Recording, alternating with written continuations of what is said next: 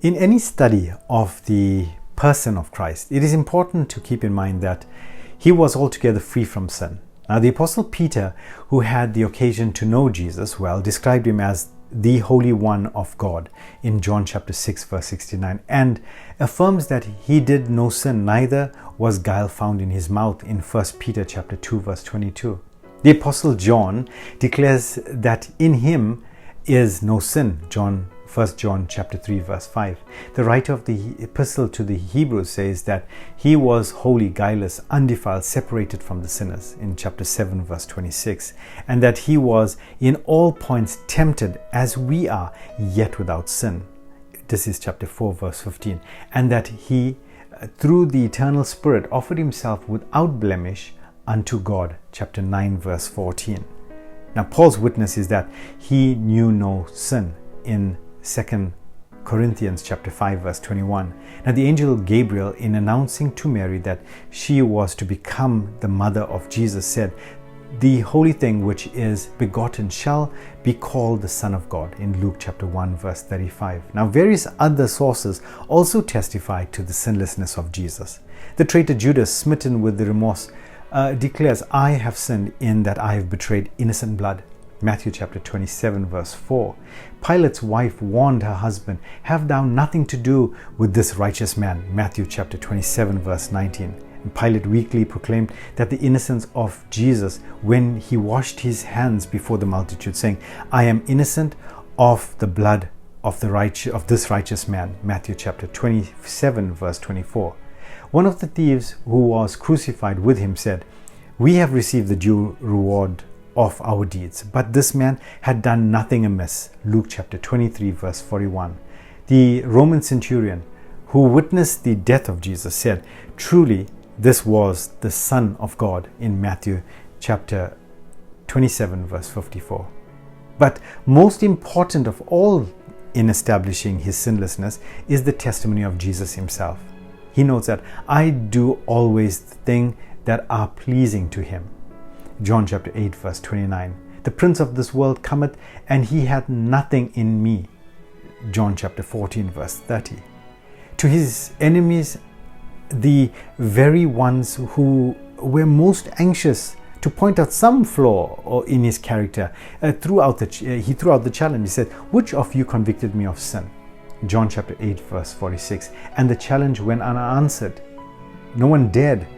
As he stood within the shadow of the cross and reviewed his life, they could find no duty gone astray, no stain upon his life. "I have kept my Father's commandments," in John chapter 15 verse 10. "And again, I have glorified thee on the earth, having accomplished the work which thou hast given me to do," John chapter 14 verse 7. Nowhere in the records do we find that Jesus ever betrayed the slightest consciousness of sin.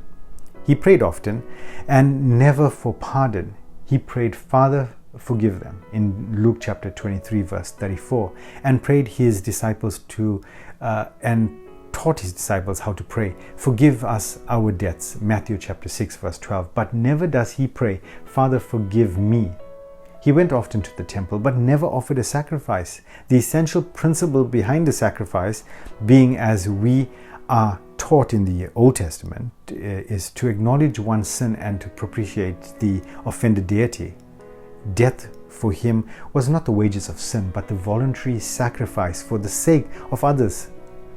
Free both from the hereditary depravity and actually the sin, he carried morality to the highest point attained or even attainable by humanity. In his own person, he presented the rare spectacle of a life uniformly noble and consistent with his lofty principles, so that in the Christian religion, his own conduct has become the ideal which all of his followers seek to imitate. No other teacher has ever approximated the standards of Jesus Christ. Both friend and foe are almost unanimous in the acknowledgement his moral grandeur which shows forth. It was of course necessary that the one who was to redeem the world should himself be free from sin. For no one who was a sinner and who therefore had to forfeit his own life could atone for others.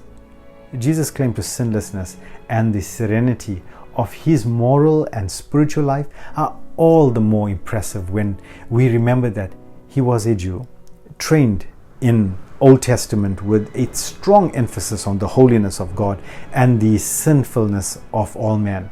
Now, compared, for the instance, the words of a pious Jew as expressed by Peter when the centurion Cornelius attempted to worship him. He says, "Stand up, I myself also am a man," in Acts chapter 10 verse 26. Or the words of Paul when the multitude at Lystra would have worshipped him and Barnabas. He states that we also are men like passions with you in Acts chapter 14 verse 15. He was keenly conscious of the prevalence and the power of sin and quick to detect it in others. He, more than any other teacher, pointed out the spiritual meaning of the law as it related to the inner life, motives, and character of men. Self-righteousness was to Jesus the most abhorrent and the most strongly condemned of the sins.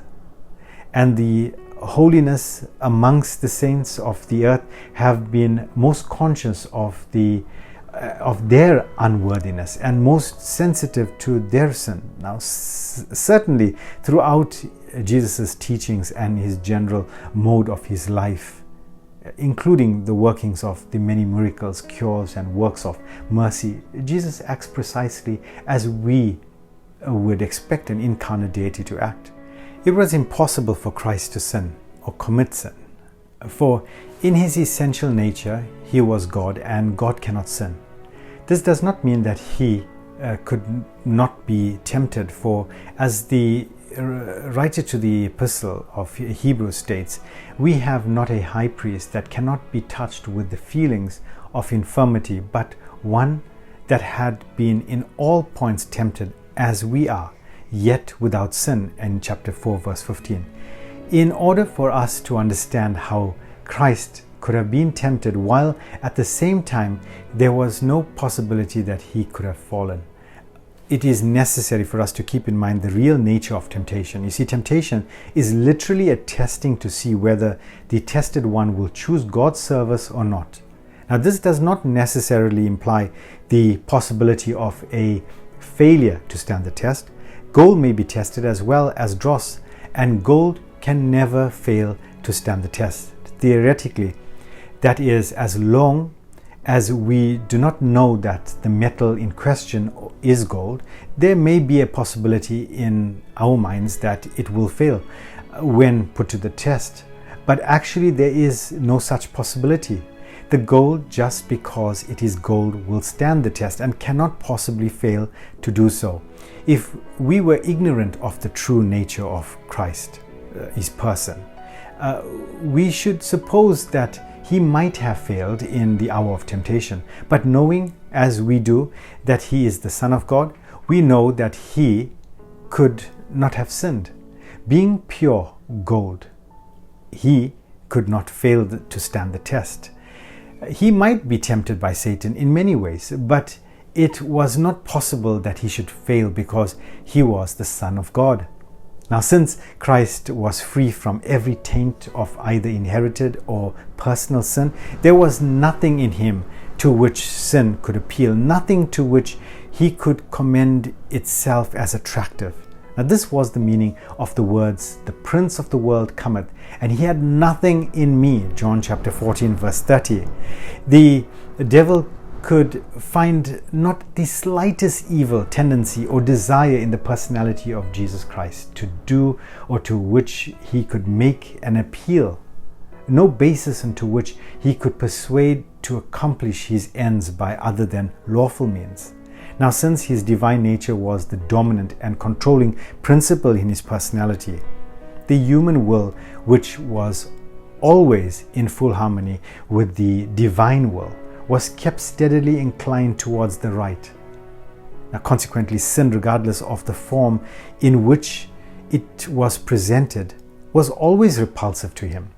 Sin often does seem attractive to us, and we become its victims because we still have the remnants of the old sinful nature clinging to us. And although happily we do find some people who have made progress in their Christian way and path in life, have been repulsed by sin, and if in this life we find that some of those who have been redeemed reach a state into which they almost invariably turn away from sin with contempt, it's not strange that the holy nature of Jesus, which was entirely free from all mental and moral aberrations and from all inherited and personal sin, should unerringly have rejected all temptations to do evil. So Christ's inability to commit sin was, strictly speaking, not to a limitation, but a perfection, for certainly there is no surer proof of imperfection than when confronted with a choice between good and evil, the person is capable of choosing evil. Consequently, when one of the rewards that we look forward to in heaven is that of being confirmed in the holiness, so that we too shall be able to be unable to choose sin.